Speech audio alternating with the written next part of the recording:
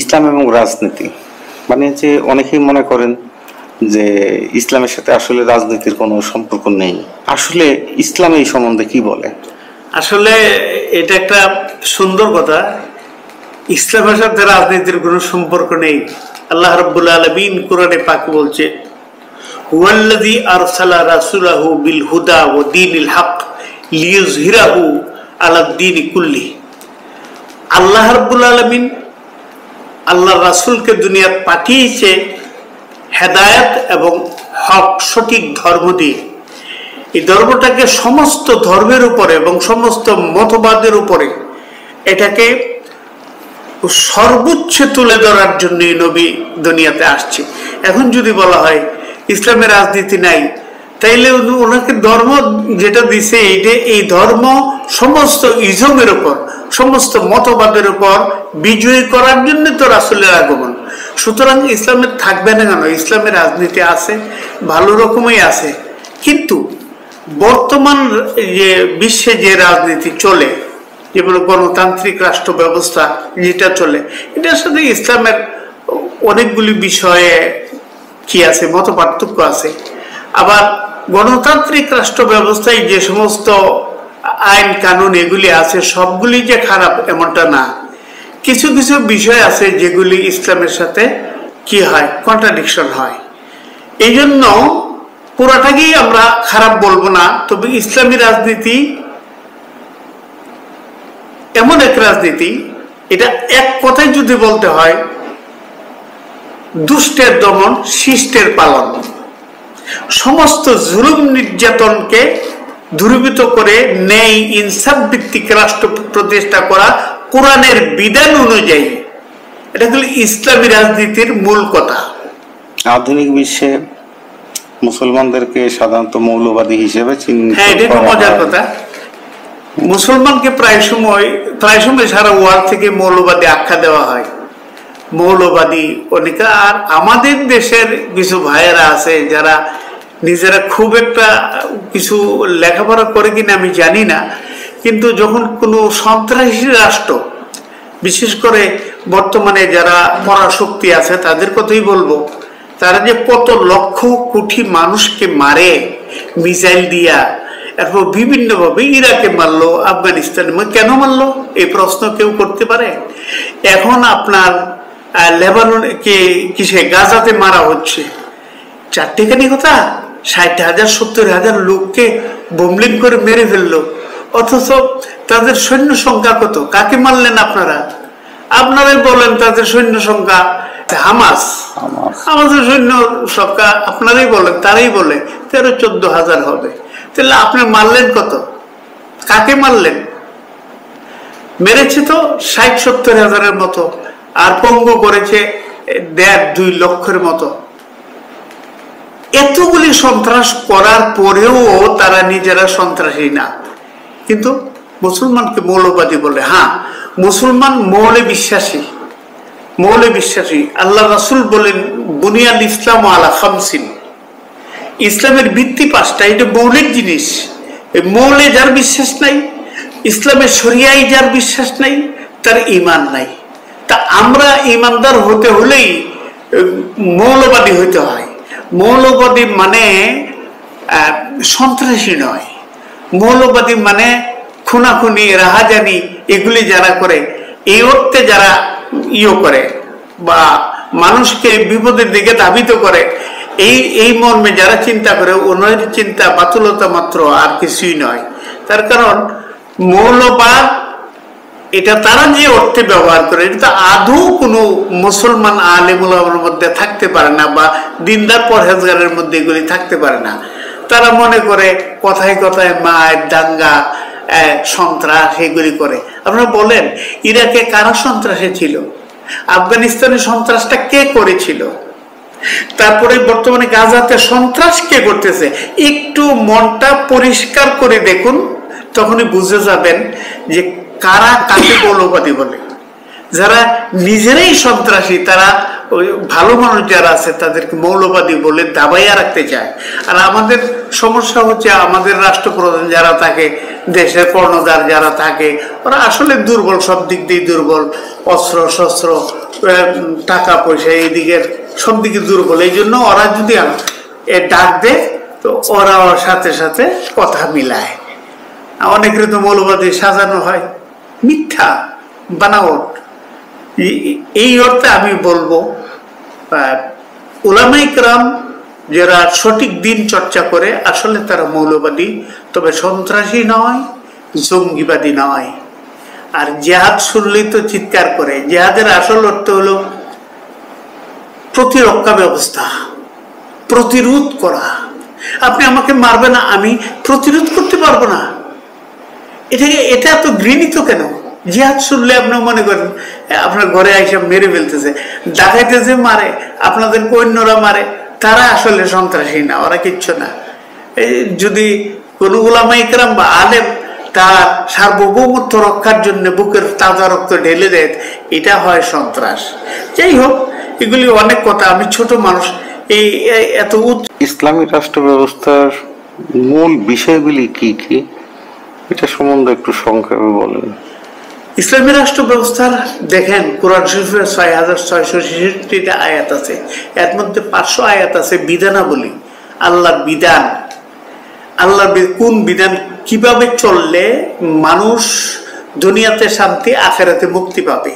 আখেরাত রাখেন আপনি, দুনিয়াতে শান্তি কিভাবে পাবেন, এটি এখানে বলা হয়েছে। এর লাগি এই জন্য আমরা বলি ইসলামীর নিজাম, কোরআনের নিজাম, আল্লাহর জমিনে আল্লাহর দেওয়া কোরআনী নিজাম কায়েম করাই হলো উলামায়ে কেরামের দায়িত্ব বা রাজনৈতিক ব্যক্তিবর্গের দায়িত্ব। তা আল্লাহ, আল্লাহ রাসূলের উপর পূর্ণ বিশ্বাস এবং কোরআনের আলোকে, কোরআন হাদিসের আলোকে দেশ পরিচালনা করা, রাষ্ট্র পরিচালনা করা। এখানে প্রশ্ন থাকতে পারে যে আপনারা ইসলামের অর্থ ব্যবস্থা কি হবে? এটা অত্যন্ত জটিল একটা কথা, জটিল একটা প্রশ্ন। দেখুন, ইসলামে এত সুন্দর অর্থনীতির ব্যবস্থা রাসূলুল্লাহ নূর সাল্লাল্লাহু আলাইহি ওয়াসাল্লাম করে গেছেন, যেগুলি আমরা কল্পনা করতে পারি না। দেখেন, একটা রাষ্ট্রকে রক্ষা করতে যাইয়া রাষ্ট্রের প্রত্যেকটা নাগরিকের সুখ স্বাচ্ছন্দ্য এবং সুন্দরভাবে জীবনযাপন করার জন্য যে অর্থনৈতিক যে ব্যবস্থা, এটার সুন্দর একটা সিস্টেম কোরআনে রেখেছে, হাদিসে হুজুর নূর সাল্লাল্লাহু আলাইহি ওয়াসাল্লাম বয়ান করেছেন। যেমন দেখেন, একটা আমরা প্রথম বলি যাকাত বলতে কি বুঝি? যাকাত, মালের যাকাত। মালের যাকাত তুচ্ছ তাচ্ছিল্য বিষয় না। যাকাতের মধ্যে অসুর আছে, খেরাজ আছে, 10 ভাগের 1 ভাগ খেরাজ আছে, এরপরে জিজিয়া আছে। জিজিয়া এক ধরনের কর। এখন আপনি উসুর আর খেরাজ, এটা মুসলমানের জন্য এগুলি প্রযোজ্য। একটা ইসলামী রাষ্ট্রে হিন্দু, বৌদ্ধ, খ্রিস্টান সবাই থাকতে পারে, কিন্তু তাদের বেলা তারা রাষ্ট্রের সেবা কিভাবে করবে? তাদের বেলা হলো ট্যাক্স, যেগুলি বর্তমানে চলছে আমাদের ট্যাক্স, ইনকাম ট্যাক্স। অনেকগুলি বিষয় চলে আসে যেগুলি ইসলাম নিষেধ করে না, যেমন ইনকাম ট্যাক্স। ইনকাম ট্যাক্স আছে। তো যারা মুসলমান নয় তারা উসুর খেরাজ তো দেবে কেন? উসুর খেরাজ হইল মৌলিক একটা বিষয়, যেটা মুসলমানের উপর প্রযোজ্য। তো ইসলামী রাষ্ট্রে হিন্দু, বৌদ্ধ, খ্রিস্টান, মুসলমান সবার কি থাকবে? অধিকার সমান থাকবে, কিন্তু সবার দায়িত্ব সমান থাকবে না। দায়িত্ব সমান কেমন থাকবে না? যেমন এক হিন্দুর বা বৌদ্ধ, খ্রিস্টান হলে তার ওষুধ দিতে হবে না, 10 ভাগের 1 ভাগ মাল তার জমা দেওয়া লাগবে না, খেরাজ দিতে হবে না, বাৎসরিক যে একটা আসে ওইটা দিতে হবে না। এরপরে শুধু কি দিব? জিজিয়া দিব। জিজিয়াটা কি? জিজিয়া জরিমানা বললে তো ভুল। জিজিয়া হলো কর, ইনকাম ট্যাক্সের মতো একটা ট্যাক্স। এগুলি দ্বারা একটা মূলধন জমা হবে, আর ওই মূলধনটা সুষম বন্টন, ঘুষ, সুদ, এরপরে জুলুম, নির্যাতন সবগুলিকে ঠেলে দূরে দিয়ে একটা সুষম ইনসাফ ভিত্তিক রাষ্ট্র ব্যবস্থা কোরআনের আলোকে করাই হইল ইসলামের মৌলিক বিষয়ের একটা। যে ইসলাম, আল্লাহর উপর অবিচল আস্থা তো থাকবে, যে লোক মুসলমান না হিন্দু, অসুবিধা নাই, সে তার ভগবানের আস্থা রাখুক বা না রাখুক, অথবা নাস্তিক থাকতে পারে, আল্লাহকে মানে না, রাসূলকে মানে না, তাই বলে তার উপরে এই ইসলামের মধ্যে বৈষম্যমূলক কোনো আচরণ আছে বলে আমার চোখে পড়ে নাই। তো সুতরাং ইসলামী রাষ্ট্র ব্যবস্থা কল্যাণময় এক রাষ্ট্র ব্যবস্থা, যেটার উপর কথা বলতে হলে অনেক লম্বা কথা বলতে হয়। রাষ্ট্রের প্রতি জনগণের দায়িত্ব ও কর্তব্য, রাষ্ট্রের প্রতি জনগণের দায়িত্ব ইসলামের দৃষ্টিভঙ্গিতে, ইসলামের দৃষ্টিভঙ্গিতে রাষ্ট্রপতি যিনি হবেন তার উপর জনগণের দায়িত্ব হলো পূর্ণাঙ্গ আনুগত্য প্রকাশ করা, পূর্ণাঙ্গ আনুগত্য প্রকাশ করা, সঠিকভাবে ট্যাক্স দেওয়া, সঠিকভাবে ওষুধ দেওয়া, সঠিকভাবে খেরাজ দেওয়া, সঠিকভাবে আইন মেনে চলা, ইসলামের আইন যথাযথভাবে পালন করে যাওয়া। এক কথায় ইসলামের আইন বলতেই রাষ্ট্রের আইন, রাষ্ট্রের সমস্ত আইন মেনে চলা জনগণের উপর অপরিহার্য কর্তব্য। পূর্ণাঙ্গ আনুগত্যতা প্রকাশ করা এবং এই রাষ্ট্রের দেওয়া প্রত্যেকটা নিয়মাবলী সঠিকভাবে পালন করা এবং রাষ্ট্রকে উসুর খেরাত এবং বিভিন্ন ট্যাক্স দিয়ে সহযোগিতা করা। যেমন একটা দেশে ইসলাম রাষ্ট্র ব্যবস্থা নাই, একজন মুসলমান একটা ধরেন এখন সে একটা অন্য একটা অমুসলিম কান্ট্রিতে বসবাস করে, তার জন্য দায়িত্ব কর্তব্য, দায়িত্ব কর্তব্য হলো রাষ্ট্রের হুকুম মানতে হবে। আর সেই হুকুমগুলি যদি ইসলামের সাথে সাংঘর্ষিক হয় তাই বলে আমার জানার মতে ইসলামের সাথে সাংঘর্ষিক বিষয় অথচ চাপাইয়া দেয় এই রকমের রাষ্ট্র ব্যবস্থা আমার চোখে পড়ে নাই। ইচ্ছা করলে বেঁচে থাকা যায়, যেমন বর্তমানে সুদ ভিত্তিক ব্যাংকিং ব্যবস্থা আছে, আমার কিন্তু কেউ চাপাইয়া দেয় না যে এটাতে আপনি চাকরি করতেই হবে। সে যেখানে দেখবে আমার ধর্মের দৃষ্টিকোণ থেকে আমি বিপদগ্রস্ত, আমি পারি না, আমার ধর্ম চলে যায়, সেখানে সেটা প্রটেস্ট করবে, রাষ্ট্রকে সুন্দরভাবে জানাবে যেটা আমার ধর্মের বিরুদ্ধে। যেমন ভারতে জানাচ্ছে অনেক, যেমন কিছুদিন আগে শুনলাম অনেকে বাধ্য করছে তার ভগবানের জয় শ্রীরাম বলতে। অনেক মুসলমান আছে, কেন আমি জয় শ্রীরাম বলবো? আমি জয় শ্রীরাম বললে আমার ইমান যায়, সুতরাং আমি বলবো না। এগুলি হচ্ছে। আর যারা চাপাইয়া দিবে তো ওরা তো ধর্ম পালন করে না, অধর্মের অনুসারী, আর চাপাইয়া দেখ কি করে। তবে হ্যাঁ, সর্বাবস্থায় যে রাষ্ট্রে মুসলমান যেখানেই চলুক, যতক্ষণ সম্ভব ওই রাষ্ট্রের হুকুম আহকাম মেনেই চলতে হবে। হ্যাঁ, এমন যদি হুকুম থাকে যেটা সরাসরি ইসলামের বিরুদ্ধে যায় এবং এটা পালন করা ছাড়া উপায় নাই, তাহলে তার উপর হিজরত করা ফরজ, দেশ ছেড়ে দেওয়া। কিন্তু ইসলাম ছাড়া যাবে না, প্রয়োজনে সে হিজরত করবে। এখানে রাষ্ট্রদ্রোহিতা করা যাবে না, এই রাষ্ট্রের বিরুদ্ধে কোনো কিছু করা যাবে না, কোনো ষড়যন্ত্র করা যাবে না। ইসলামের রীতিনীতি, কৃষ্টি, সংস্কৃতি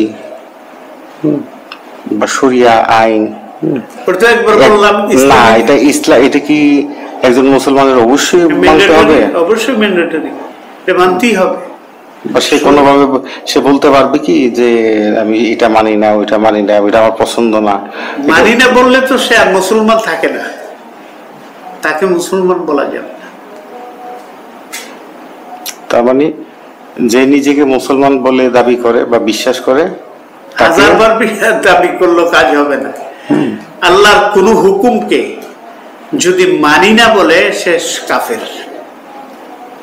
হ্যাঁ, আমি এটা করি না, করতে পারি না, এটা আমার দুর্বলতা, তবে আমি এটা মানি, কিন্তু এটা আমি পারি না, এখানে পরিবেশ নাই, পরিস্থিতি নাই, আমি পারছি না, চেষ্টা চলছে, আমরা চেষ্টা করতেছি, এখানে থাকলে আলহামদুলিল্লাহ ভালো মুসলমান। আর যদি বলে না এটা তো আমরা মানি না বা আমি মানি না, মানি না বললেই বিপদ, মানি না বললেই বিপদ, তার ঈমান থাকবে না। আমাদের শিক্ষিত সমাজের ভিতরে একটা ইয়ে আছে, এইগুলি আসলে অনেকে মনে করে যে আমি তো গণতন্ত্র চর্চা করি, সুতরাং শরিয়া আইন আমি মানি না, এটা বুঝাইতে যা। আমি মানি না বললে যে বেঈমান হয়ে যা, সেটা হয়তো উনি জানে না। যারাই বলে থাকুক, ভোট একটা আমানত, এই আমানতটা আসলে রাখবেন কোথায়? আমি আপনাকে উদাহরণস্বরূপ বলতে পারি যে বেশ কয়েকটা দল দাঁড়াইছে, সবার কিন্তু মূলনীতি এক না। কারো ইসলামী দল আছে, তারপরে আপনার গণতান্ত্রিক ব্যবস্থা আছে, তারপরে বিভিন্ন ব্যবস্থার পার্টি আমাদের সামনে আসে। এখন আমি কাকে দিতে পারি? তো আমি আসলে সার্বিকভাবে না বইলা ভেঙ্গে কথাটা বলি, আপনি ওই লোকটাকেই ভোট দিবেন যে লোকটা সৎ, অনেস্ট, কোনো মানুষকে ঠকায় না, কোনোদিন মানুষের সাথে প্রতারণা করে নাই, খুন করে নাই, খুনের পক্ষ দেয় নাই, অবৈধ কাজ করে নাই, জুয়া খেলে নাই, বা সুদ খায় না, ঘুষ খায় না, পারফেক্ট একটা ভদ্রলোক যদি হয় তাকেই ভোটটা দিবেন। এই লোক হুজুরও হইতে পারে, আবার অন্য লোকও তো হইতে পারে। হুজুর হইলি যে সে করে আল্লাহর ওলি হয়ে গেলে এমন তো না, আরবি পড়লি সে আল্লাহর ওলি হয়ে যায় না। তবে হ্যাঁ, আরবি পড়লে আল্লাহর ওলি হওয়ার হাতিয়ার তার কাছে থাকে, কিন্তু সে হাতিয়ার ব্যবহার না করলে তো সে অন্যদের চেয়ে আরো নিকৃষ্ট হবে। তো এমন লোক আছে ইনসাফগার, খুব ভালো মানুষ, আল্লাহর হক লঙ্ঘন করে না, মানুষের হক মারে না, সতী ভালো মানুষ, তাকে ভোট দিবেন। আর যদি দলের দিকতে চিন্তা করেন, তখন চিন্তা করতে হবে আপনি যদি ইসলাম মানেন, তাইলে যে দলের কাছে ইসলাম এবং আপনার কৃষ্টি কালচার, তাহজিব, তামাদ্দুন যার হাতে হেফাজত হবে, যে দলের হাতে হেফাজত হবে, সংরক্ষিত থাকবে, ব্যত্যয় ঘটবে না কোনো কিছু, তাকেই ওই দলটাকেই ভোট দিবেন। আল্লাহ মানুষকে সাধ্যের অধিক তেমন কিছু দেন না। তো এই জায়গার ভিতরে আমি দুইটা বিষয় একটু বলতে চাই। যেমন একটা কথা কিন্তু আমাদের সমাজে খুব খুব খারাপভাবে আমাদেরকে বোঝানো হয় যে আল্লাহর হুকুম ছাড়া গাছের পাতাও নড়ে না। অতএব যেহেতু হুকুম ছাড়া গাছের পাতা নড়ে না, আমরা যা কিছু করি তো সেটা আল্লাহর হুকুমেই করি। দেখেন, এটা কথার কথা, আল্লাহর হুকুম ছাড়া গাছের পাতাও নড়ে না, এটা আসলে ব্যাখ্যা দরকার। মানুষ তো আর গাছ না, গাছের পাতাও না। মানুষকে আল্লাহ রাব্বুল আলামিন অধিকার দিছে, একটা লম্বা সময়ও দিছে, অধিকারও দিছে যে তুমি ভালো করতে পারো, খারাপও করতে পারো, তবে এটা ভালো এটা খারাপ, তুমি তোমার বিবেক দিয়ে চিন্তা করে ভালোটা করো, খারাপ থেকে বাঁচো। তো খারাপ কাজ আল্লাহর হুকুমে হয় যদি কেউ বলে, তাইলে তো তার কোনো বিচার হওয়ার কথা না।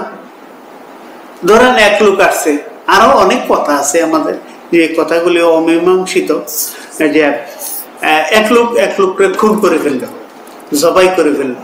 তো পুলিশে ধরছে, ধরা পড়ে, সে ইসলামী পুলিশ ধরলো যে তুই তারে জবাই করলি কেন? সে যদি বলে আল্লাহর হুকুম ছাড়া গাছের পাতা লড়ে না, তাছাড়া তার হায়াত নাই, সে মরে গেছে আমার হাতে, সেই জন্য আমি দায়ী হবো কেন? হায়াত না নাই। আসলে বিষয়টা এইরকম না। বিষয়টা হলো হায়াত তার আরো 40 বছর ছিল, তার দাঁড় কুবের কারণে 40 বছরের হায়াত 40 সেকেন্ডে ধ্বংস হয়ে গেছে। হায়াত ধ্বংস করার কারণে তার ফাঁসি, তার কেসাস, তার হুকুম করতে হবে। এবার আসুন, আল্লাহর হুকুম ছাড়া গাছের পাতাও লড়ে না, এই কথাটা এক অর্থে সঠিক যে না, সমস্ত শক্তি আল্লাহ রাব্বুল আলামিন সবাইকে দিয়ে রাখছে, এটাকেই হুকুম বলা হয়। পাওয়ার, হুকুম মানে কি? পাওয়ার, এ পাওয়ার দিয়ে রাখছে। কিন্তু গাছকে আপনি আলাদা করেন, গাছকে মানুষের সাথে মিশাবেন না। গাছ আর মানুষের দুইটা এক নয়। মানুষকে আল্লাহ রাব্বুল আলামিন জ্ঞান দিছে, বিবেক দিছে। মানুষ তো আর চতুষ্পদ জানোয়ারের মতো না।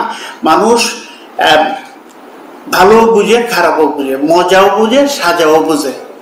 আর গাছ মজা বুঝে কিন্তু সাজা বুঝে না। এইরকম অনেক কিছু আছে।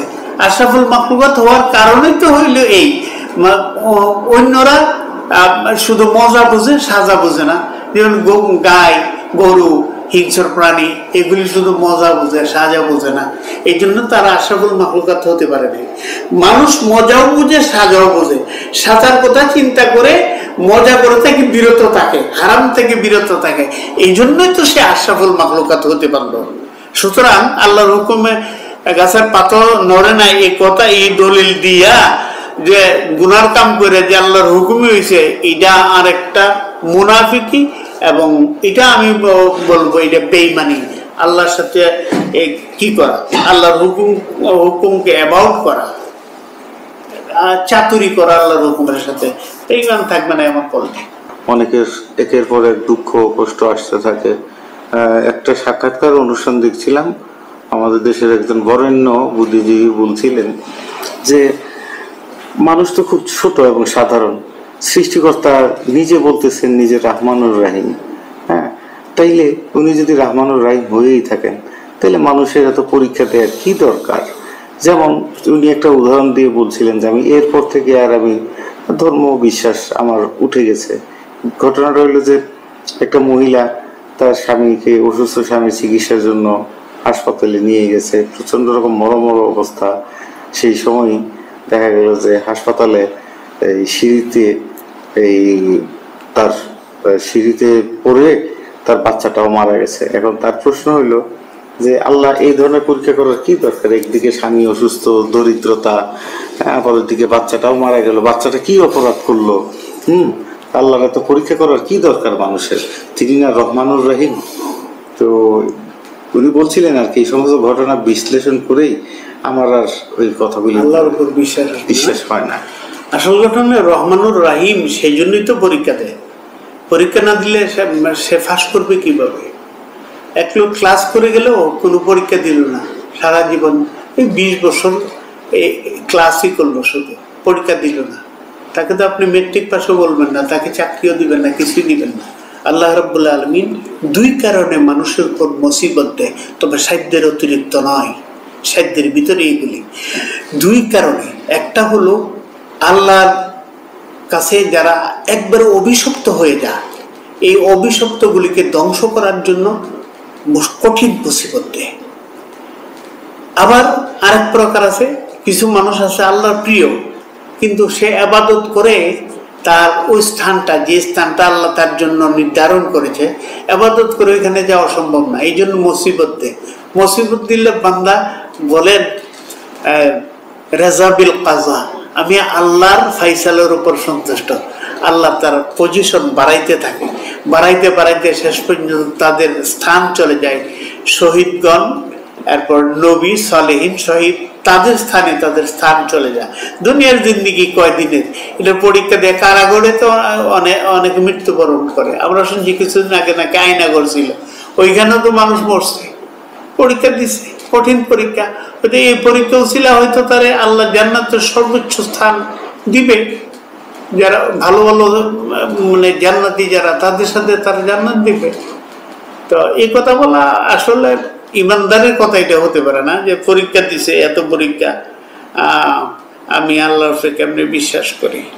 একটা কথা আছে, সত্য মিথ্যা আমি জানি না, আজরাইল বলেছিল যে আমি কয়েকটা রূহ কবজ করতে আমার কষ্ট হয়েছে। এটা 1 নম্বর হইল, যখন সামিরি, মুসা আলাইহিস সালামের দলের একটা লোক ছিল, শেষ পর্যন্ত অবাধ্য হওয়ার কারণে সে বেঈমান হয়ে গেছে। যে সামিরি যখন তার মায়ের কোলে সাগরে ভাসতে ছিল, এটা কাঠের উপরে, সামিরের মা ঠিক ওই মুহূর্তে আজরাইলকে বললো, সামিরের মাকে তুমি ইয়ে করো, দেহ ত্যাগ করো। ওইটা আমার খুব মায়া লাগছে। আরো কয়েকটা ঘটনা আমার ঠিক জানা নাই, আমি জানি না এটা কোরআন হাদিসে এটা কট্টগুণ কি আছে না। তো আসলে এগুলো আবেগের ব্যাপার, যে আমি কি করে বুঝি আল্লাহ রহমান রাহিম? আরে ভাই, আল্লাহ রহমান রাহিম না হলে আপনি নিঃশ্বাস নিচ্ছেন, কয় টাকা দিচ্ছেন আল্লাহরে? আল্লাহ রাব্বুল আলামিন কত কথা বলেছে কোরআনে। আল্লাহ বলছে, আমি কি তোমাদেরকে 2টি চোখ দান করি নাই, তোমাদেরকে 2টি হোঠ দান করি নাই, তো অনেক কিছু, আল্লাহ তো রহমান, রহমান দুনিয়ার মধ্যে সবার জন্য রহমান। মুসলিম, গাইরে মুসলিম, হিন্দু, বুদ্ধ, খ্রিস্টান, জৈন যারা আছে সবার জন্য আল্লাহ রহমান। রহমানত দুনিয়ার জন্য রহমান, সবাইকে খাওয়াবে পড়াবে, সেটা আল্লাহর ওয়াদা। আর রাহিম হইল তাদের জন্য যারা মুসিবতে বইর হয় না, আল্লাহ রাব্বুল আলামিন যা করছে সঠিকই করছে, আমার ভালোর জন্য করছে, আমি মেনে নিলাম। এটাকে বলা হয় রাজা বিল কাজা, আল্লাহর ফায়সালার উপর সন্তুষ্ট থাকা। সন্তুষ্ট থাকতে পারলেই জান্নাত পাবে। আর যদি এইরকম বলে যে হ্যাঁ আমার বিবি নিয়ে গেলাম, বাচ্চাও মরেছে, বিবিও মরেছে। আপনারা গত ইয়েতে দেখছি আপনার করোনা ভাইরাসের সময়, ওই সময় কি হয়েছে ভাই? ওই সময় তো দেখা গেলে একটা ফ্যামিলির 7 জন লোক, 7 ফ্যামিলির মধ্যে 6 জন চলে গেছে, অনেক অল্প সময়ের ভিতরে চলে গেছে, একটা লোক রয়ে গেছে। এমনও করছে, অনেক করছে যে একটা পুরা ঘরই শেষ হয়ে গেছে। যাই হোক, এগুলি পরীক্ষা। এই পরীক্ষা যারা আল্লাহর নৈকট্য লাভ করবে তাদের পরীক্ষা দিয়েই যেতে হবে। আর যারা পরীক্ষা দিতে রাজি না, তারা আল্লাহর নৈকট্য লাভ করতে পারবে না। এই জিনিসগুলি না জেনে যেন আমরা কথা জেনে কথা বলি, যাতে অনেক মুখস্থ কথা আমরা বইলে ফেলি, আমাদের চরিত্র এবং মুখ এটা সংযম যাতে করি। হ্যাঁ, এই বিষয়গুলি উল্টাপাল্টা ফতোয়া দেওয়ার যে একটা টেন্ডেন্সি আমাদের আছে, এইগুলিতে আসলে আমাদের দেশে যে ফতোয়া, যে এটা ফেসবুকের ফতোয়া দেখলে তো উপায় নাই, তার মতের বিরুদ্ধে গেলে সে ফতোয়া দিই মুখ কাফের, তু মুখ কাফের। এগুলি ঠিক না, এগুলি খুব অন্যায়। মানুষকে কাফের বলা যায় না, বেঈমান বলা যায় না, বিপজ্জনক। এবং অনেক সময় দেখি যে শালীনতার কথা যারা আমরা বলে বেড়াই সারা দেশে, আমরা চেয়ে অশালীন আর দুনিয়াতে কিছুই নেই, আমরা অশালীন। আর কি বলবো ভাই, আসলে এসব ফতোয়া একে অপরের বিরুদ্ধে গীবত। হ্যাঁ, কেউ যদি জঘন্য কোনো কিছু করে আর এটা জাতীয়ভাবে যদি এফেক্টেড হয় মানুষ, একটা জাতি বা একটা গ্রাম বা একটা ফ্যামিলি যদি নষ্ট হয়ে যেতে পারে, একটা মানুষের কারণে যদি একটা ফ্যামিলি বা একটা গ্রাম বা একটা ইউনিয়ন বা একটা দেশ নষ্ট হওয়ার কোনো কারণ থাকে, তাইলে এটা গীবত হয় না, এটা বরং তার সম্পর্কে জানায় দেওয়া ওয়াজিব যে সে নষ্ট, খারাপ লোক, তোমরা সাবধান থাকো। হুজুর সাল্লাল্লাহু আলাইহি ওয়াসাল্লাম একদিন বলতেছেন মা আয়েশা সিদ্দিকা রাদিয়াল্লাহু তাআলা আনহাকে, এই শোনো, এই যে লোকটা আছে, লোকটা খুব খারাপ, সাবধান, এই লোকের চরিত্র ভালো না, খারাপ লোক। তো এই লোক এদিকে আসতেছিল, আস্তে আস্তে আল্লাহ রাসূলের সামনে আসে, আসার পরে আল্লাহ রাসূল তাকে ধরলো, আর সে আল্লাহ রাসূলকে ধরলো। আল্লাহ রাসূল বলল যে কেমন আছেন আপনি, আপনি কিছু খাবেন? অর্থাৎ ভালো ব্যবহার করছে, হ্যাঁ সৌজন্যমূলক ব্যবহার করছে। করার পর এই লোক চলে গেল। একটু পরে আয়েশা সিদ্দিকা রাদিয়াল্লাহু তাআলা আনহা বললেন, এই লোকের সাথে এত ভাবসাব করলেন, আর একটু আগে ওনার সম্পর্কে আপনি গীবত করলেন, ওনার মন্দ কথা আমাকে শোনালেন। আল্লাহ রাসূল বললেন, আয়েশা রে, না, মন্দ কথা না, আমি যা বলছি সেটাই সঠিক। সে যদি তোমার একা পায়, তোমার ক্ষতি করার আশঙ্কা আছে, এই জন্য তোমাকে আমি সাবধান করলাম। আর যে আমার কাছে ভালো ব্যবহার পাইছে, এটা যে তুমি বলছো, এটা তো সে পাবে, তার প্রাপ্য। কেননা ওমা আরসালনাকা ইল্লা রাহমাতাল লিল আলামিন, আমাকে দুনিয়ার জন্য রহমত হিসাবে আল্লাহ দুনিয়া প্রেরণ করেছে।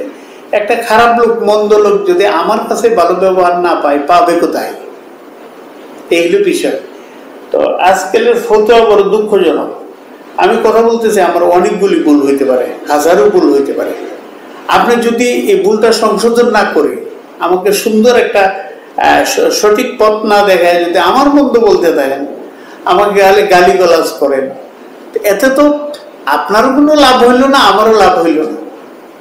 কারণ আমি অন্ধকারেই রয়ে গেলাম, আমাকে তো আলো দেওয়া হলো না। এখানে যে আলোচনা করা হয়েছে, আমি করেছি, এখানে কিন্তু আসলে সব বিষয়ের উপর আমি লেখাপড়া করে আসিনি। হুট করে আপনি আসছেন, কয়েকটা কথা জিজ্ঞেস করছেন, আমি বলে দিলাম যতটুকু আমার হিম্মত আছে, ক্ষমতা আছে, বলে দিলাম। কিন্তু আমার কথাই যে চূড়ান্ত, এটা ঠিক না। অনেকে বলে এটাই ঠিক, এটাই চূড়ান্ত। এই এটাই চূড়ান্ত বলতে পারে একমাত্র আল্লাহ, শুধুমাত্র আল্লাহ, আর কেউ বলতে পারে না এটাই চূড়ান্ত। চূড়ান্ত বলতে কোনো কিছু নাই। তবে হ্যাঁ, যদি ধর্মীয় দৃষ্টিকোণ থেকে কেউ বলে যে কোরআন হাদিস সব ঘেটে দেখলাম, কোথাও ওনার এই কাজটাকে সমর্থন করে না, সুতরাং সে ভালো পথের প্রতীক না, এ কথা বলেই যায়। কিন্তু কাফের, এই করলে কাফের, তারপর কত বাজে গালি। আল্লাহ রাব্বুল আলামিন সবাইকে হেদায়েত করুক এবং আমাদেরকেও কোরআন বোঝার তৌফিক দান করুক, ইসলামী অর্থনীতি, ইসলামী রাজনীতি এগুলি বোঝার তৌফিক দান করুক। আচ্ছা, কোরআনে তো মানব জাতির সাথে সাথে যে জিন জাতির কথাও উল্লেখ করা আছে, মা খালাকতুল জিন্না ওয়াল ইনসা ইল্লা লিয়াবুদুন। এটা বিভিন্ন শ্রেণী গোত্রের ভিতরে বা উচ্চ শ্রেণী বা মধ্যবিত্তর ভিতরে এই কথাটা খুব বেশি শোনা যায় যে আমরা দুষ্ট জিন দ্বারা আক্রান্ত, বা আমরা কুফরি দ্বারা আক্রান্ত, বা আমরা বদনজর দ্বারা আক্রান্ত। তো এই বিষয়ে আপনি কিছু বলতে পারেন ইসলাম বিষয় নিয়ে? জিন তো আছে, এটা তো অস্বীকার করা যায় না। জিন আছে, কোরআনে আল্লাহ রাব্বুল আলামিন সূরা জিন নামে একটা সূরাই নাযিল করেছে। জিন আছে, তবে জাদু আছে। অনেকে মনে করতো যে সুলাইমান আলাইহিস সালামের আংটি দিয়া উনি কুফরি করত। তা আল্লাহ বলছেন ওমা কাফারা সুলাইমান, আমার সুলাইমান কুফরি করে নাই, বরং শয়তান কুফরি করে, মানুষকে কুফরি শিক্ষা দেয়। ইউআল্লিমুনা নাসা সিহর। তা সেহের যে জাদু, এগুলি সত্য, এগুলি সত্য, এটা আদিকাল থেকেই ছিল সেহের জাদু। আমরা অনেক সময় বলি না হিপনোটাইজ করছে, হিপনোটাইজ তো এক ধরনের সেহের। এরপরে ব্রেন ওয়াশ করা মানুষকে, এটা তো এক ধরনের সেহের। ইন্নাফিল বায়ানে লা সিহরান, অনেক মানুষের বক্তব্য আছে যার মধ্যে জাদু আছে, আকর্ষণ। এই আকর্ষণটাই এক পর্যায়ে যায় সেহেরে রূপান্তরিত হয়, তো মানুষকে সেহের করে ফেলে। তো এখানে সেহের যেহেতু আছে, সেহেরের মুদাফাতের জন্য ব্যবস্থা আছে। সেহের একজনের করলে কি করতে হবে, কোরআন শরীফে অনেক আয়াত আছে, সূরা আছে, এগুলি তেলাওয়াত করে, পানিতে দম করে ব্যবহার করলেও কাজ হয়, আবার শুনলেও কাজ হয়। বর্তমানে রুকিয়া নামে, রুকিয়া তো আগেই ছিল, রুকিয়া খুব প্রসিদ্ধ এই ব্যাপারে। অনেকে রুকিয়া করে ভালো ফল পায়, অনেকে আবার নিজে নিজেও রুকিয়া করা যায়। আর সবচেয়ে ভালো নিজে নিজে রুকিয়া করা। অন্য কাউকে দিয়ে রুকিয়া করাইলে হয়তো ফায়দা পাওয়া যায়, কিন্তু আমি মনে করি পুরোপুরি ফায়দা পাওয়ার কথা না। কারণ নিজে রুকিয়া, রুকিয়া মানে কি দোয়া। রুকিয়া যদি আপনি বাংলা করেন বলুন মন্ত্র, তাহলে এখানে আসলে মন্ত্র না, রুকিয়া অর্থ আদিয়ায়ে মাসুরা বা কুরআন শরীফের আয়াত সমূহ, এগুলি দিয়ে রুকিয়া করা যায়। এটা অনেকে আসলে কি করে, এটা কালা জাদু বলে, কালা জাদু এগুলি করে, ব্ল্যাক ম্যাজিক, ব্ল্যাক ম্যাজিক, এগুলি সত্য, এগুলি হয়। এগুলি থেকে পরিত্রাণেরও ব্যবস্থা আছে, পরিত্রাণ আছে। রুকিয়া করা যেতে পারে, দোয়া করা যেতে পারে, ঝাড়ফুঁক করা যেতে পারে।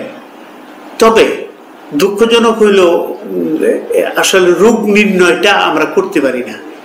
যেমন অবসেশন ডিসঅর্ডারের রোগী আসলে আমি মনে করি তার জিনে ধরছে, তারপরে মেনিয়া, তারপরে কি বলে সিজোফ্রেনিয়া, ফোবিয়া, এইসব রোগী যখন আসে আমি যদি মনে করি যে এটা জিনে ধরছে, রুকিয়া করো, 10 বছর রুকিয়া করলে 2 টাকারও লাভ হবে না।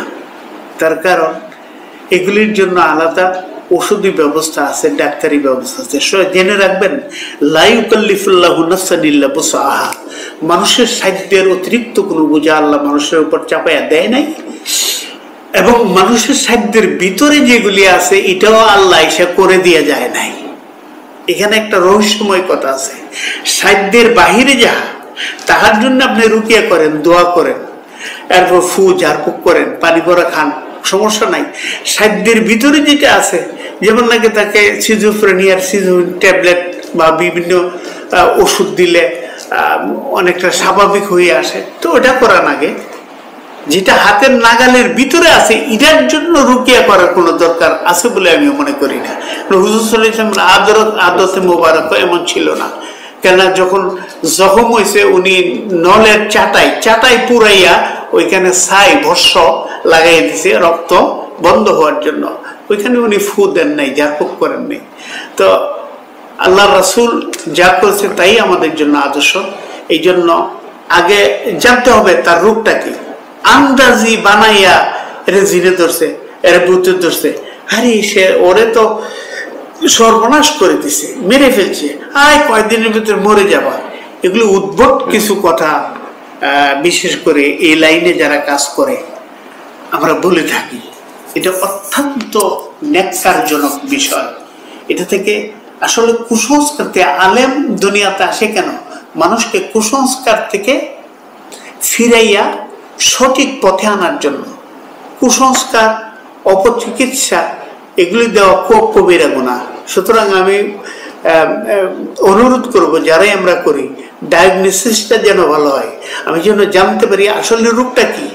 রোগ জানলেই তো চিকিৎসা দেওয়া সম্ভব, আমি রোগই ধরতে পারি না তো চিকিৎসা দিব করবে। এবার আসুন রোগ ধরতে পারার জন্য কি করতে হবে।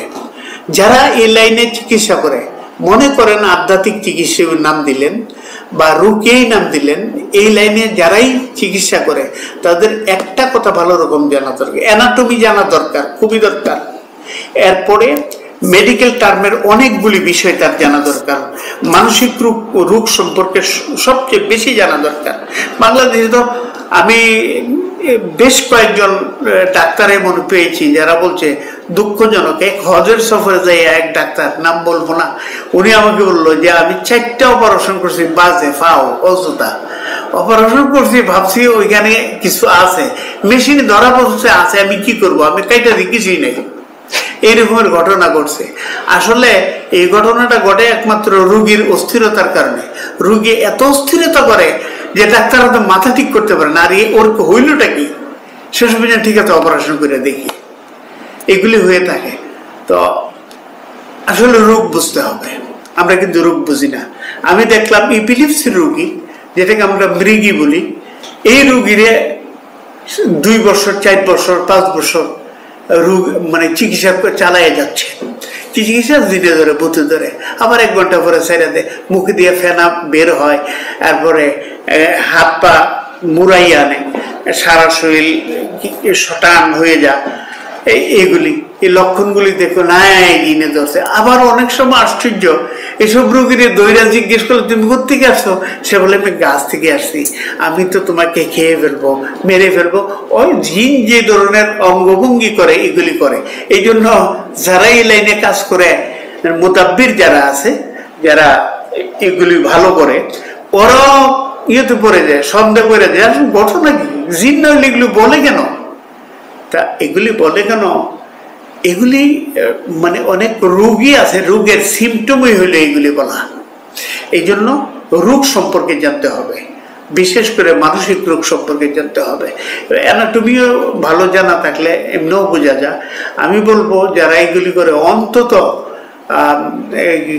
আয়ুর্বেদিক মেডিকেল কলেজ হইল, অন্য কলেজে পড়া সম্ভব না হইলে আয়ুর্বেদিক বা ইউনানি মেডিকেল কলেজ থেকেও যদি লেখাপড়া করে আসে, তাইলে সে অনেকটাই বুঝতে পারবে, দেখলেই বুঝতে পারবে ওইটা তো সিজোফ্রেনিয়ার রোগী, এটা হিস্টেরিয়ার রোগী, এটা ধরতে পারবে। অতঃপর সে ডাক্তারের কাছে রেফার করতে পারে যে ভাই আপনি অমুক ডাক্তারের কাছে যান, তমুক ডাক্তারে যান, ভালো হয়ে যাবে। আমি অনেক জায়গায় ওই অন্য ডাক্তারকে বলে, ভাই আপনি এখানে এখন তো নাই লার্গেটিল, আমার স্মরণ আছে, এখন এটা ব্যান্ড হয়েছে ওষুধটা। আমি বললাম ভাই এই রুগীটারে লার্গেটিল দেন, হিস্ট্রি এমন হয়েছে, লার্গেটিল, পার্কিনিল আর ট্রিপটিন ওটা দেন। উনি বললো যে আপনি ডাক্তার না? আমি না ভাই আমি ডাক্তার না, আমি লেখলে তখন আমাকে ধরে পুলিশে নিয়ে যাবে, আমার তো কোনো অধিকার নাই লেখার, আপনার তো ডাক্তার, ও আমার শিখাচ্ছেন কেন? আমি আমার মন বলছে আপনার যদি ইয়েতে ফর্মুলাতে পড়ে দেন হয়তো না দেন, আপনার মন মতো ওষুধ দেন। পরে বললো এবার আপনার ফর্মুলায় ওষুধ দিয়ে দেখি, ওষুধ দিল, রোগী ভালো হয়ে গেল। তো এটা আমি বুঝতে পারছি এটা হিস্টেরিয়ার রোগী, এই জন্য ওনাকে বলছি। তো আগে রোগটা জানতে হবে, জান না তারপর চিকিৎসা করেন, কোনো অসুবিধা নাই। যে মাদ্রাসার শিক্ষা ব্যবস্থা আধুনিক সমমান কিভাবে করা যেতে পারে। আসলে মাদ্রাসার শিক্ষা ব্যবস্থা বলতে আমি বর্তমান বাংলাদেশে যে কওমি মাদ্রাসা আছে এই সিলেবাস সম্পর্কে আমি যতটুকু জানি সেটা হলো কি, এখানে হালাল হারাম এবং দুনিয়া আখেরাতের শিক্ষাই মূলত দেওয়া হয়। কিন্তু দুনিয়া আখেরাতের শিক্ষা দেওয়া হলেও যেমন নাকি কোরআন শরীফে আছে ইসলামের অর্থনৈতিক ব্যবস্থা। হুট করে আপনি যদি কোনো মাদ্রাসা পড়ুয়া ছেলেকে বলেন ইসলামী অর্থনীতির উপর কথা বলো, সে হয়তো ব্যাপাচিকা খাবে। এই জন্যে যে আলাদা আলাদা করে ইসলামী অর্থনীতি, তারপরে আধুনিক রাজনীতি, ইসলামী রাজনীতি ভেঙ্গে ভেঙ্গে সিলেবাসটাকে সুন্দর করে সাজানো হয় নাই আজও পর্যন্ত। উপরন্ত আধুনিক রাষ্ট্র ব্যবস্থা বলতে আমরা যা বোঝাই, এই আধুনিক যুগে বিজ্ঞানের চরম উন্নতির যুগে বিজ্ঞান সম্পর্কে আমাদের ধারণা থাকতে হবে। সেটা এখনো পর্যন্ত কওমি মাদ্রাসায় উচ্চতর বিজ্ঞান শিক্ষা দেওয়ার আলাদা কোনো ব্যবস্থা নাই। এরপরে আছে গণিত, গণিত যতটুকু প্রয়োজন সেটা নাই। ইসলামী অর্থনীতি, ইসলামী রাষ্ট্র ব্যবস্থা চাই আমরা সবাই বলি, কিন্তু যে লোকটা ইসলামী রাষ্ট্র ব্যবস্থার জন্য মাঠে ময়দানে চেষ্টা করে যাচ্ছে তাকে যদি বলা হয় যে ইসলামী অর্থনীতি আপনি কিভাবে, ইসলামী অর্থনীতি কালেক্ট কিভাবে করবেন বা ইসলামী অর্থনীতির বিকাশ কিভাবে হতে পারে, এই প্রশ্ন করলে হঠাৎ করে এই কওমি মাদ্রাসার ছাত্ররা একটু ব্যাপাচিকা খাবে। এই জন্যে যে আলাদা করে ইসলামী অর্থনীতিটা পড়ানো হয় নাই। যেন আমি মনে করি ইসলামী অর্থনীতির উপর কোরআনে সবকিছু আছে, শুধু খুঁজে বের করে যদি অর্থনীতির উপর কিতাব লেখা হয়, ইসলামী সিয়াসতের উপর কিতাব লেখা আছে, ইসলামী রাজনীতির উপর ওটিকে যদি পাঠ্যসূচিতে অন্তর্ভুক্ত করা হয়, সাথে সাথে আপনার এই গণিত, বিজ্ঞান, ভূগোল, ইতিহাস এগুলি যদি বর্তমান আধুনিক যুগের যে ইতিহাসটিতে এগুলি আছে এগুলি যদি পাঠ্যসূচিতে অন্তর্ভুক্ত করা হয় আর এগুলির সমন্বয়ে যদি মাদ্রাসা শিক্ষায় কেউ শিক্ষিত হয়, আমার ধারণা আমাদের দেশে যারা বড় বড় ডক্টরেট করে ওরাও তাদের কাছে ফেল মারবে। তার কারণ কোরআনে এত কিছু রয়েছে, সব আছে, কিন্তু দিক নির্দেশনা দিয়ে রাখছে, কিন্তু এটার উপর আলাদাভাবে কোনো গবেষণা ধর্মী লেখাপড়া নাই। যার জন্যে এই জাগতিক শিক্ষা ব্যবস্থার সাথে ইসলামী শিক্ষা ব্যবস্থা দুইটা একসাথে চলার উপযোগী সিলেবাস আমাদের নাই। তবে হ্যাঁ, যদি এটা ঠিকভাবে সাজানো যায় তাইলে মানুষের মতো মানুষ হিসেবে গড়ে উঠবে মাদ্রাসা শিক্ষা। আর মাদ্রাসা শিক্ষা তখন আধুনিক শিক্ষার সাথে টক্কর দিতে যাবে কেন? আধুনিক শিক্ষাই অনেক নিচে পড়ে যাবে, শুধু উদ্যোগের অভাব, চেষ্টার অভাব। আমরা ফতোয়া, ফারায়েজ, হালাল হারাম এগুলির মধ্যে এখন পর্যন্ত আমরা আছি। আমি মনে করি বাংলাদেশের যারা বড় বড় আলেম ওলামা আছে তারা যদি জাগতিক শিক্ষাটাকে মাদ্রাসা শিক্ষার সাথে অন্তর্ভুক্তিকরণ করে, করার মতো করে, ভালো করে করে, তাহলে সুনাগরিক অবশ্যই গড়ে উঠবে।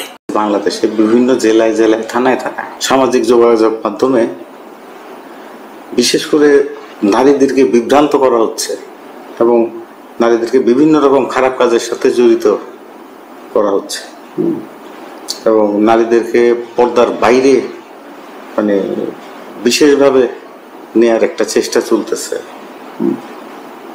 তো এই বিষয়ে আসলে নারীদের আমাদের সহনীয় পর্যায়ে কি ধরনের সিদ্ধান্ত গ্রহণ করা উচিত? আসলে এই ব্যাপারে আমাদের মা বোন যারা আছে, নারীরা যারা আছে, তাদেরকে ইসলামী রীতি রেওয়াজ সম্পর্কে ভালো ধারণা এবং মানে অধুনা বিশ্বে যে সমস্ত কালচারাল অবক্ষয় দেখা দিছে অনেক দেশে, আপনি দেখেন ইউরোপ, আমেরিকা, ওইখানে গিয়ে দেখেন ডেইলি বিবাহ ভাঙতেছে, বিয়ে থাকতেছে না। এখন এক ছেলের সাথে আবার ভালো লাগলো না, আরেকজনের সাথে যাওয়ার অধিকার থাকে। তো এটি তুলে ধরতে হবে যে ওরা যে নিজেকে আধুনিক আধুনিক বলে উলঙ্গ হয়ে নিজের ইজ্জত আব্রু নষ্ট করে লাভবান না, বরং লাভবান মোহাম্মদ সাল্লাল্লাহু আলাইহি ওয়াসাল্লামের দ্বীনের উপর থেকে নিজকে ভদ্র পোশাকে আবৃত করে রেখে, আমি বোরকার কথা বলিনি, ভদ্র পোশাকে আবৃত করে রাখা এবং নিজের চরিত্রকে হেফাজত করার সুশিক্ষা সুন্দর করে, এই সুশিক্ষাগুলি দিয়ে দিলে মেয়েটা যদি আপনার মাস্টার্স করে বা আরো যাই করুক, কিন্তু তার মধ্যে এই শিক্ষাটা থেকে যাবে, তখন আর উলঙ্গ হবে না। ইদানিং যেমন আপনি দেখছেন মানুষকে বিভিন্ন মহিলারা, জানি না এইগুলি ফেক আইডি কিনা, বাজে কথা বলে যে আমি রেডি আছি, তুমি আসো, কত নোংরা আমি বলতে পারবো। ফেসবুকে এগুলি বলে ফেক আইডি হইতে পারে, আমি জানি না। কিন্তু এরার বিরুদ্ধে যারা নিজকে পণ্য বানাইছে, বুঝলেন, স্যাম্পল মানুষকে দেখাইবার জন্য সাজ্জা বাহির হয়, কিন্তু তার অপোজিট আরেকটা মা বোনদের আরেকটা গ্রুপ আছে যারা একবারে ঘরে বসেও থাকে না, আবার নিজকে ভাসিয়ে দেয় না, ঢেকে রাখে। তারা প্রতিবাদও করে, অনেক বিষয় প্রতিবাদ করে। দুইটা সমানভাবে না হইলেও একবার কম না। এখনো বাংলাদেশে আমি বলবো পর্দানিশীল মাদের সংখ্যা বেশি, বেপর্দা নারীদের সংখ্যা খুবই কম। আপনি ঢাকা বলেন, ঢাকাতে তো আমাদের রাজধানী, আপনি গড় হিসাব করে দেখেন কয়টা ঘরের মেয়ে লোক বেপর্দা। একটা পাড়াতে 2-3টা মেয়ে পাবেন বেপর্দা, পর্দা বুঝে না। এটা তার দোষ না, এটা আমাদের দোষ। ছোটবেলা থেকে আমরা সুশিক্ষা দিতে পারিনি। বলতে গেলে তো অনেক ক্ষতি। ঘুম থেকে উঠলে ওরে আমরা কেজিতে দিয়ে দিই, নানা দিয়ে দিই, সে সুশিক্ষা পাবে কোথায়? আমাদের ছোটবেলা তো আমাদের মা বাপ প্রথম কোরআন পড়াইছে, মাসলা মাসাইল শিক্ষা দেওয়া হয়েছে যে কোনটা হালাল, কোনটা হারাম, কোনটা তুমি করতে পারো, কোনটা তুমি করতে পারো না। আসলে কি এইভাবে বড়ুয়া শিক্ষারও দরকার আছে। তাইলে মা বোনদেরকে কোরআন শিখাইলেই যে হবে, আমি বলবো মা বোনদেরকে জীবন চালাইতে যাইয়া যে সমস্ত মাসলা মাসাইলের সম্মুখীন হতে হয়, সমস্যার সম্মুখীন হতে হয়, এই সমস্যা থেকে কিভাবে উত্তরণ পেতে পারে, বাঁচতে পারে, বেঁচে থাকতে পারে, এই কৌশলটা মেয়েদেরকে শিক্ষা দিয়ে দিলেই হয়ে যায়, এই সমস্যাগুলি থাকে না। তো অনেক মেয়ে তো বেপরদা হইতে হইতে এমন হয় যে বেপরদার পক্ষে ক্যাম্পাস করে, আর অযথা হুজুরের গাল বন্ধ করে। হুজুরা তো নিজের কিছুই বলে না, হুজুরা যা বলে কোরআন থেকে বলে, ভাই তোর তুই যদি মুসলমান হয়ে তুই হুজুরের বিখ্যাত বিপদে পড়ছস, এটা তো কোরআন থেকে বলছে, হাদিস থেকে বলছে। হ্যাঁ, হাদিসের ব্যাখ্যা যদি সে ভুল করে থাকে তাহলে তুমি ধরাই দাও যে আপনার এটা ভুল হয়েছে, এইভাবে হবে না, এইভাবে হবে, ঠিক করে দাও। এরপরে কত উপাধিতে যে ভূষিত করছে হুজুররা। আরেকটা কারণ আছে, হুজুররা এই অবস্থায় আলেম ওলামা যাওয়ার আরেকটা কারণ আছে, সেটা হলো আমাদের দুর্ভাগ্য। দেশের জন্য, বিশেষ থেকে দেশ স্বাধীন করার জন্য আলেম ওলামা জীবন দিয়েছে। আপনারা জানেন দিল্লি থেকে আপনার সেই এই বাংলাদেশের 5 দুনা পর্যন্ত আমি যেটু জানতে পেরেছি, এমন কোনো বড় গাছ ছিল না যে গাছে 1-2টা আলেমের লাশ না ঝুলছে, ফাঁসির কাছে ঝুলছে স্বাধীনতার জন্য, ব্রিটিশ থেকে স্বাধীনতা লাভের জন্য। যেই দেশ স্বাধীন হইল ওনারা ওইটা পুরান মাদ্রাসা নিয়ে বসে দিয়েছে।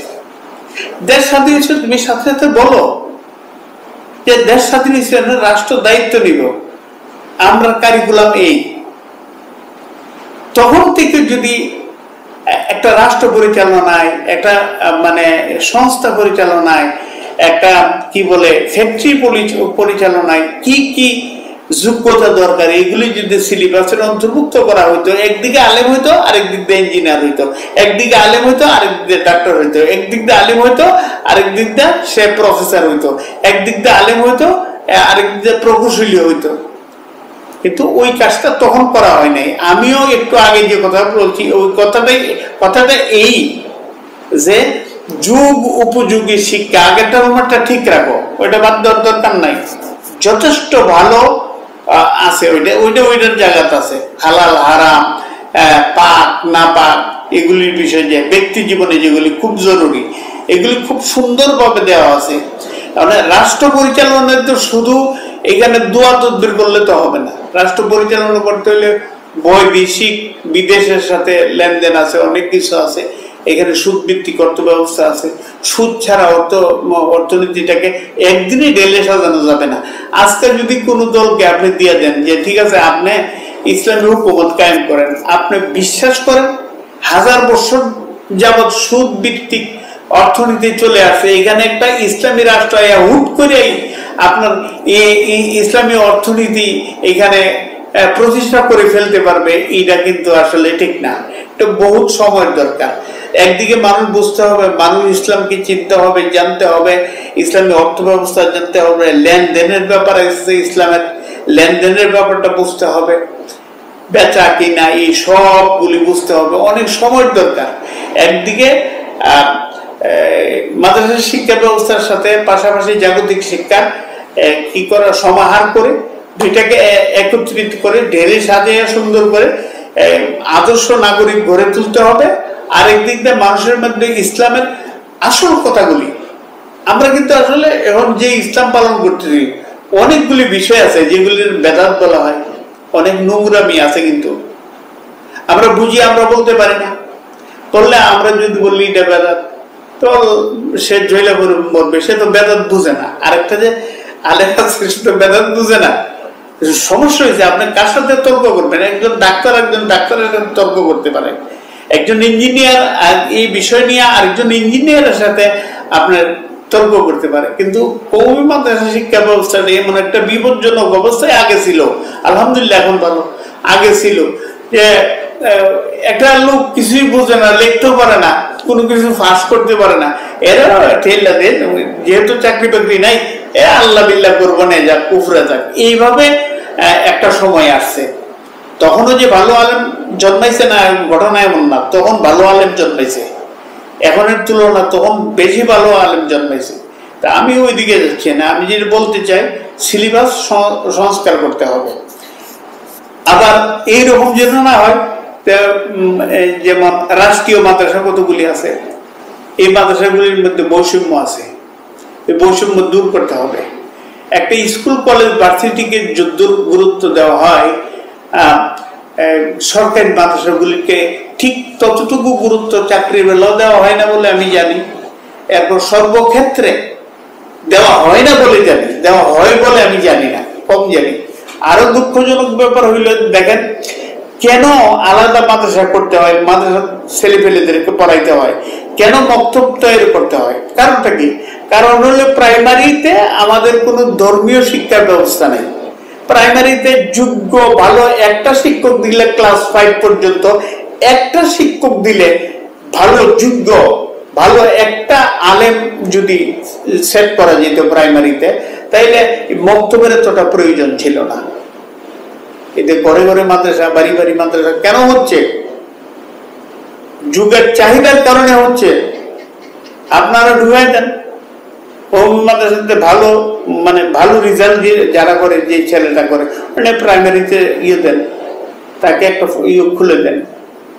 এরপরে নুরানিটা প্রাইমারিতে বাধ্যতামূলক করে দেন, দেখবেন সুফল বেরিয়ে আসছে। তো সমস্যা শুধু একার নয়, আপনি যে ইচ্ছা করলেই পারতেছেন জাগতিক শিক্ষার পাশাপাশি ধর্মসহ জাগতিক শিক্ষা লাভ করা ভালো একটা যুক্তি, কিন্তু আমাকে দিচ্ছে না যেতে। যেমন বাংলাদেশ থেকে অনেকে 71-এ আমরা যখন ভারত গিয়েছিলাম, বাংলাদেশে অনেকে, আমরা অনেকের কথাই জানি, বাংলাদেশের লোককে ভারত থাকতে দিছে না, যা তুই যা। অর্থাৎ সবিরোধী আর কি, এরকমের অনেক ঘটনা আছে। মাইরা দৌড়াই দিছে, এই রকমের ঘটনা আছে। আমরা তো তখন ভালোই বুঝি, তাতে এত ছোট না যে একবারে কিছু বুঝি না। যাই হোক, এখন কথা হলো ইসলামিক মাদ্রাসা করার কোন প্রয়োজন ছিল না। সৌদি আরবের মতো করে দেন না আপনি, উম্মুল কুরা, এগুলি কি মাদ্রাসা? আমরা বল মাদ্রাসা। স্কুল তো স্কুলের হইল এটা, মানে আরবি হইল মাদ্রাসা। মাদ্রাসা মাদ্রাসা মানে স্কুল। তো এখানে স্কুল, কলেজ, জামিয়া মানে কলেজ। তো এখানে জামিয়া উম্মুল কুরা চলছে, ওইটা কি খালি কোরআন হাদিস পড়া? কোরআন হাদিস পড়া না, ওইখান থেকে ইঞ্জিনিয়ার আছে, ডাক্তারও বেরোচ্ছে, সব বেরোচ্ছে। ওদের মতো করলেই হয়। মাদ্রাসা আলাদা করার কি প্রয়োজন আছে? কোনো প্রয়োজন নাই। কিন্তু আপনারা ওইটা পড়বেন না, আবার বলবেন মাদ্রাসা আলাদার দরকার নাই। এটা তো ঠিক না।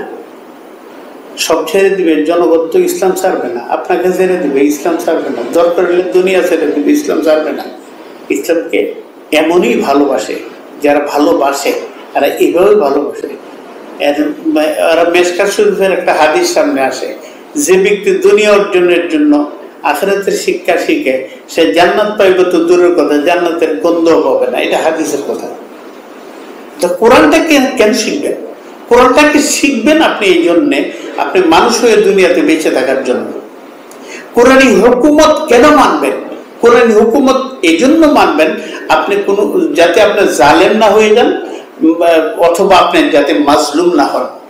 জালেম যে অত্যাচার করে, আর মাজলুম বলা হয় যে অত্যাচারিত। কেউ যেন অত্যাচারও না করতে পারে, অত্যাচারিত যেন না থাকে। ওই এই রকমের সামঞ্জস্যপূর্ণ বিধিবিধান কোরআনের মধ্যে রয়েছে, যার জন্য কোরআনী হুকুমত কায়েম হলে এগুলি থাকবে না। আপনি গেছেন দলিল উঠাইতে, আপনার কাছে চাবে 500 টাকা দাও, 600 টাকা দাও, সম্ভব না, সাফল্য করতে পারবে না। আর এখানে যারা চাকরি পাবে তাদেরকে ধুলাই করে বসা মাজা করেই বসানো হবে। এবং আরেকটা দুঃখজনক ব্যাপার হইল, যুগের চাহিদা অনুযায়ী যারা আমলা আছে তারা বেতনটা তেমন পাচ্ছে না, যার জন্য ওরা আসলে অভুক্ত থাকে, কষ্ট পায়। আমি একটা গল্প শুনেছিলাম, ওমর রাদিয়াল্লাহু তাআলা নাকি, আমি জানি না, ওমর রাদিয়াল্লাহু তাআলা নাকি সর্বপ্রথম পৃথিবীর ইতিহাসে পুলিশ প্রশাসন কায়েম করেছিলেন।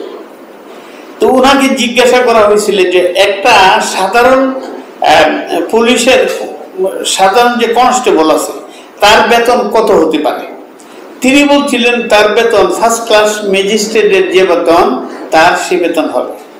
ওনাকে প্রশ্ন করা হলো, এটি কেমন কথা? ফার্স্ট ক্লাস ম্যাজিস্ট্রেট অনেক লেখাপড়া করে সে এটুকুন আসছেন, তা আর সে তো কোনো লেখাপড়া জানে না, 5, 6, 8, 9, 10 পর্যন্ত পড়ছে। ওর বেতন আর ওর বেতন এক হবে কেন? উনি বলছিল যে বেতনটা নির্ধারণ করা হয় পেটের দিকে তাকাইয়া, খাবারের দিকে, চাহিদার দিকে তাকাইয়া, আর ইজ্জত দেওয়া হয় শিক্ষার দিকে তাকাইয়া।